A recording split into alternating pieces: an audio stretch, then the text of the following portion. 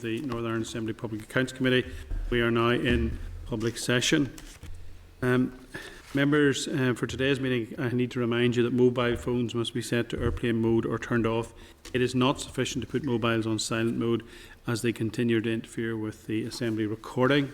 The session is being recorded in video and audio and can be accessed via online streaming either on the Assembly website or Democracy Live. Agenda item 1 is apologies. I've received apologies from Mr William Irwin, who has delegated his vote to me. Any other apologies? Okay, thank you. Then agenda item 2 is the minutes of the meeting of the 27th of January 2022, which is in your pack, pages 7 through to 14. Are members content that those minutes are accurate? And do I have your permission to sign them as a true and accurate record of the meeting? Content. Yeah. Read. Read. Thank you.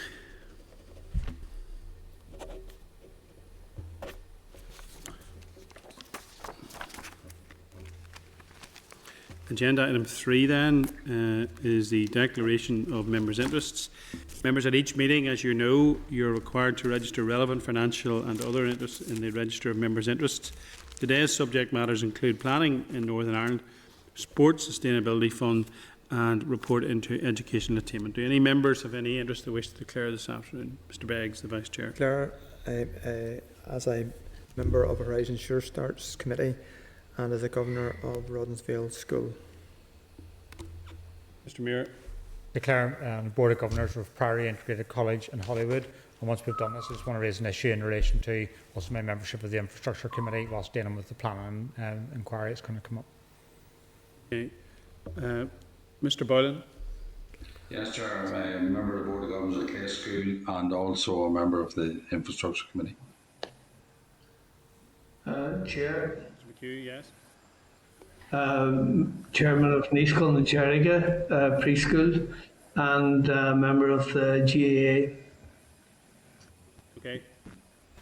Mr Hilditch. Chair, on the Sports Sustainability Fund, I'm Vice President of Carrickfergus Cricket Club, and I assisted a number of local sports clubs in obtaining funding. Okay. Okay. I need to declare interest as Governor at Belfast Girls Model and Edenbrook Primary School, and Vice President of Woodville Cricket Club. Mr Muir. In terms of the Sports Sustainability Fund, I'm also a member of North Ireland Athletics Club, and I'm aware Athletics NI, recipient of grants. Just in relation to the planning inquiry, myself and probably a number of members on this committee are also members of the Infrastructure Committee, which deals with planning. So previously I've made comment in relation to that as a result of membership of that, but there's not much we can do in relation to that. So. Okay, thank you. Agenda item 4 then, members, matters arising. Any members, any issues they want to raise in matters arising? Okay, agreed.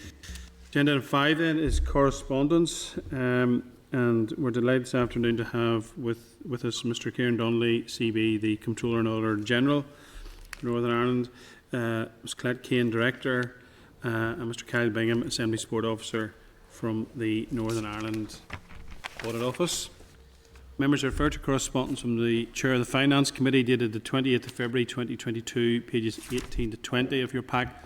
This is a copy of the letter to Mr Donnelly outlining details of the repercussions of the voluntary exit scheme and requesting PAC revisits its 2016 report to determine the overall impact and effectiveness. Mr Donnelly, have you any comment you want to make on that? Yeah, we'll be considering this request, and I'll be writing back to the Chair of the Finance Committee. So, we did a report back in 2016. So, sort of the Finance Committee is interested in the outworking of the civil service headcount.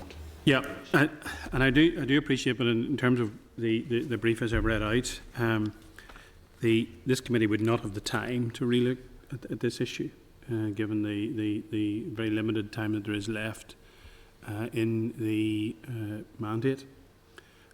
So we'll wait till Mr Donnelly comes back in terms of coming back to Clark, yes? We probably wouldn't have time either within this mandate, but we'll consider what we do further down the track on it. Okay. Members, can I suggest that we add this to the legacy report as we take matters forward? Agreed? Agreed. Members, I refer to correspondence on page 21 of your pack from the chairperson of Lisburn Alcohol Anonymous, who is a member of the Antrim Area Public Information Committee. This is in regard to the PAC's report, Addiction Services Northern Ireland, and the press release last week, which has been welcomed. They share the concerns that the situation is steadily rising. Lisburn Alcohol Anonymous has asked through this committee to make other committees aware of the information sessions and literature material that they have available to help raise awareness of addictions. Are members content we note that in our minute?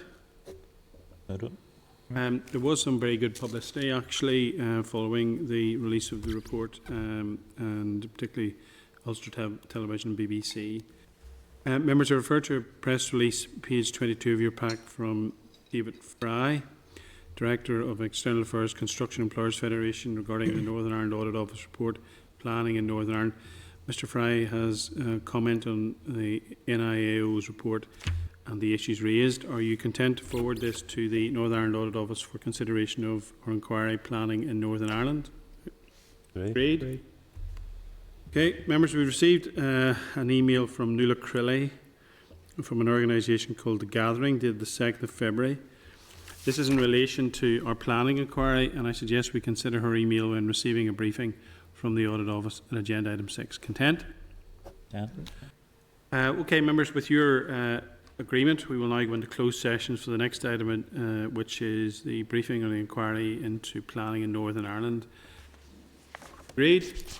Agreed. Programme signed.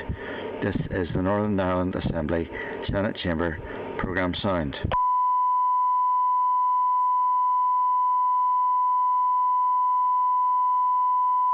This is